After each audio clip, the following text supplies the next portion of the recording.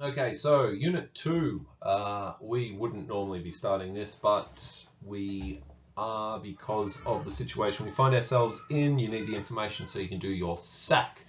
Normally, like I said, we would be looking at the cardiorespiratory systems. Not today. Physical activity concepts. If you want to look along with us, it starts on page 157. So, the types of physical activity. I mean, we do physical activity in our daily lives, and they come in a range of, hold on, back again. Yes, so there's different types of activity. Excuse me, a sneeze.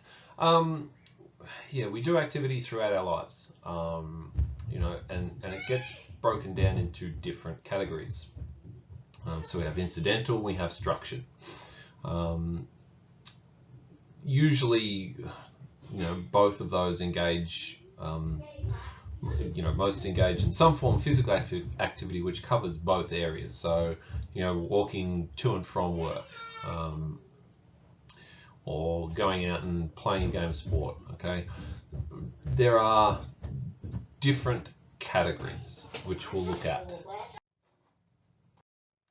So let's look at it. Incidental is unstructured, okay? It's accumulated throughout the day. It's what happens, it's life, okay? So what are some examples that you can think of? What I want you to do is I want you to create a summary table of the subcategories, which is found on page 160, 161. Okay, so it's table 9.1. So you've got household and gardening, and active transport, you've got occupational activity, and then you've got play. Okay, so there's the four categories. I just want you to create a summary of those. So you pause the video and come back to it. All right, I want you to have a look at this video. This was done, I think, over in Sweden, and it was an example of, an example of how you can encourage people to be physically active. And we'll also look at this video again, probably in promotion of physical activity, but it was a really good way of encouraging people to use the stairs instead of the escalator or the lift.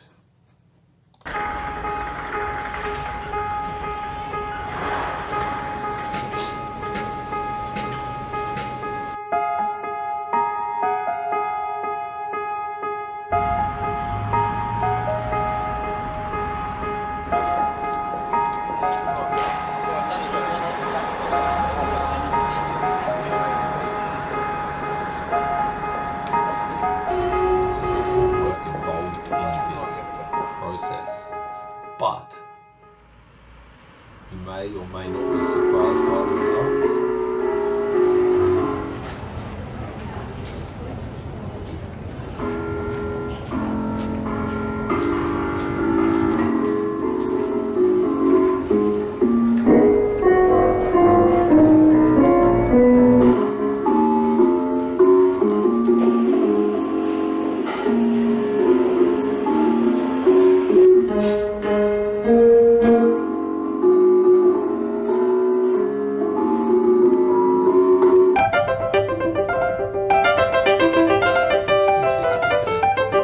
Because it looked more interesting, more fun.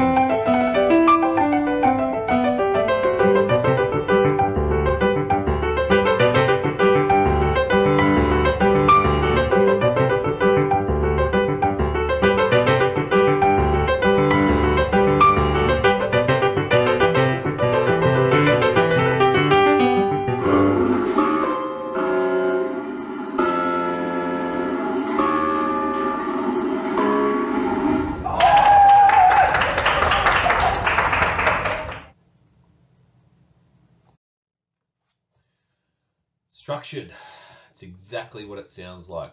There's planning, there's a structure to the activity. So we have exercise, we have recreation, we have organized sport. Okay, some of those categories are probably more structured than others. So if we were going to, let's say, rank them, you know, what order would you put them in?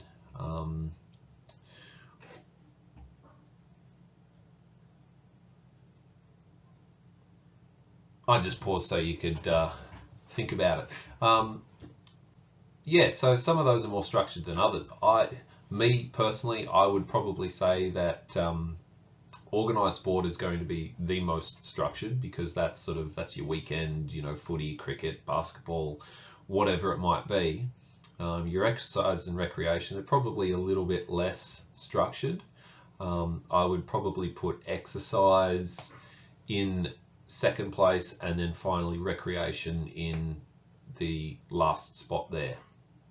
What I want you to do is I want you to create a summary of the subcategories of physical activity. So the exercise, recreation, and organised sport, I want you to just create a summary from those on page 162. So regular physical activity. Many years ago, the federal government came up with some guidelines, which we use to determine whether someone is sufficiently active. Okay. In a nutshell, it meant that you were to be active, or try and be active, on most, if not all, days. And not being active puts you at greater risk of lifestyle illnesses later on in life. So, you know, what are some of the lifestyle illnesses that we're probably talking about? I'm sure you can think of some. You know, there's like cardiovascular disease, there's obesity, there's diabetes, specifically which type. So there are a number of different illnesses later on. So what's the difference between inactivity and sedentary behavior? Okay. Sometimes these terms are used to mean the same things, okay, but there is a difference. Okay, so inactivity is being, you know, you're not doing anything, okay, that is going to improve your health outcomes. Okay, this is the one that's going to be the greatest concern. This is the one that's going to put you at risk of those lifestyle illnesses later on. Whereas sedentary is, it's not doing anything, okay? It's activity where you're sitting or lying down or whatever it is, and you're engaged in non-activities, okay? So it might be something like, now do you know what? I'm going to let you think about what would be some sedentary activities. I'll put a question up. So the domains of physical activity. So we have leisure time, which is activity performed during recreational, non-working, or spare time. Okay, so that's when you're not working, when you're not studying, when you have nothing else to do. So examples of that might be walking the dog. You might go play golf if you like to play golf, tennis, basketball, any one of those sports. You know, just taking a mate, go down to the oval and kick the footy. Okay, then you've got your household and gardening. So they're the chores that are carried out around the house. It might be moving the washing from upstairs to downstairs. It might be vacuuming. It might be mopping. It could be going outside and weeding the garden, mowing the lawns, raking the leaves, whatever it's going to be. Then you've got your occupational. So that's the physical activity that's performed as part of somebody's, you know, work. So PE teachers, perfect example. Builders, plumbers, bricklayers, all those sort of people, you know, they're constantly moving, they're lifting stuff. They're a good example of occupational. You know, your desk workers, probably not so much. And then finally, your active transport domain is any form of human-powered transport. So that's whether you walk to school, ride to school, skate to school, you know, those sort of things. So we have our physical activity pyramid. You've probably seen a similar sort of thing in the past with the healthy eating pyramid. A few years back, it was changed to the healthy living pyramid, which incorporated all this sort of stuff as well. It incorporated your physical activity and that sort of thing. So On most days, you should be doing something from level 1, okay, and then it works its way up to level 4, where you should do those sort of things very infrequently. You know, watching TV, reading a book. Mind you, there's nothing wrong with reading books. Physical activity isn't for everyone, you know, but it's about, I guess, being sufficiently active to decrease the risk of those lifestyle illnesses later on. What I want you to do is I want you to read the top fitness trends for 2015. Hold on, I need to give you a page reference. So top fitness trends is on page 166. It is the real world application. I want you to have a read of that. And then I want you to think about the questions and write some responses for those. Pause the video and go from there. So the fifth principle, okay, it's a way that we monitor our physical activity, okay, and it's an acronym. So it stands for frequency. So it's a number of times in a time frame that an individual engages in physical activity. It could be a week, it could be a day, whatever, okay. The intensity, so how hard are you working? Usually that would be measured looking at beats per minute or any one of the other ways, which we'll talk about in a bit. And then you have the time or the duration, how long is the activity conducted for? Okay, is it 30 minutes? Is it a 15-minute run? Is it an hour-long run? So, like I said, yeah, no, we're just going to have a look at each of these. Frequency, pretty self-explanatory, like it says there. It's the number of sessions that an individual undertakes. So how often are they doing it? Intensity, how hard is the person working? Like I said, there are different ways to measure intensity. You can use your heart rate, you can use any one of these. So if we look over here, if we're measuring intensity, it's any one of these here. All right, wow, that wasn't a bad box for using a mouse. It's not great, but we can use METs, we can use a percentage of VO2 max, we can use the perceived exertion or the Borg scale, and like I said, we can use the heart rate. Back again, yeah, so you can use any one of those four, and we will look at those four. So there's some examples of the intensity, sedentary, light, moderate, vigorous, and sort of how they would equate dependent on which scale you were using. And then there's some example activities there. So the talk test, really easy. Basically, can you hold a conversation with someone while you're exercising? Okay, if you can do that easily, then chances are you're working at a moderate to low intensity. And if you can't, because you're working so hard that you need to basically use all the oxygen that you're breathing in, you're working at a high to vigorous intensity. So that's one way that you could measure intensity. Perceived exertion, it's a subjective method in terms of how hard you feel you're working, okay? So sometimes you can't always use heart rate as a measure of intensity.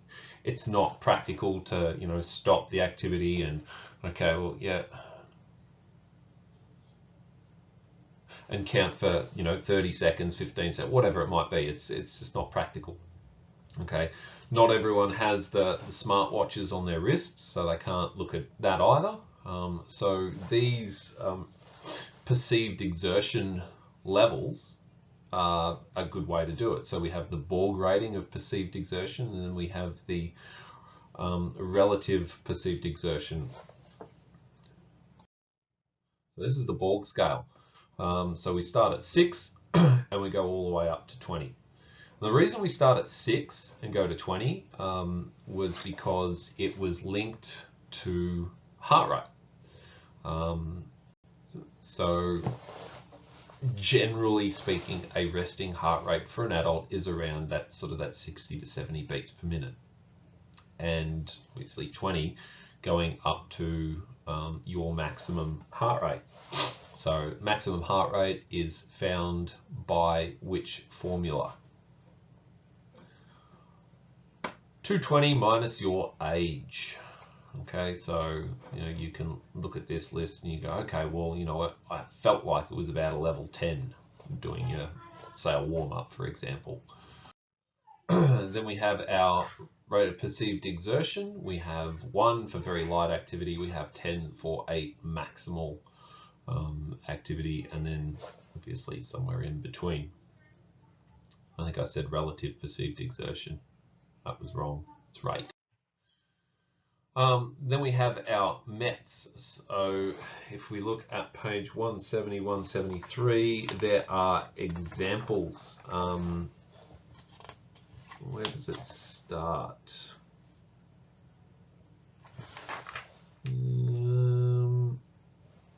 Let me find that.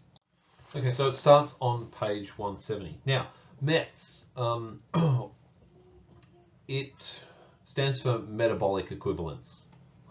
So it's looking at 1 MET represents the energy that's expended at rest. And then I hear my name being called.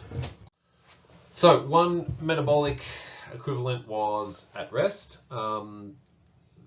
So if we were working, 4 METs, it would be 4 times that above resting. There is an explanation of METs on page 170 if you want further information, but that's METs in a nutshell. No, we're not doing practical activity. You can go do practical activity. Go do some hopscotch if you want, but unfortunately that's not possible. So time refers to the duration that a person is active for within the given period. So for example, if we're talking about the National Physical Activity Guidelines, like I've said in the past, people your age, you have to be active for about 60 minutes every day. Not just some days, every day. All right. This was the practical activity.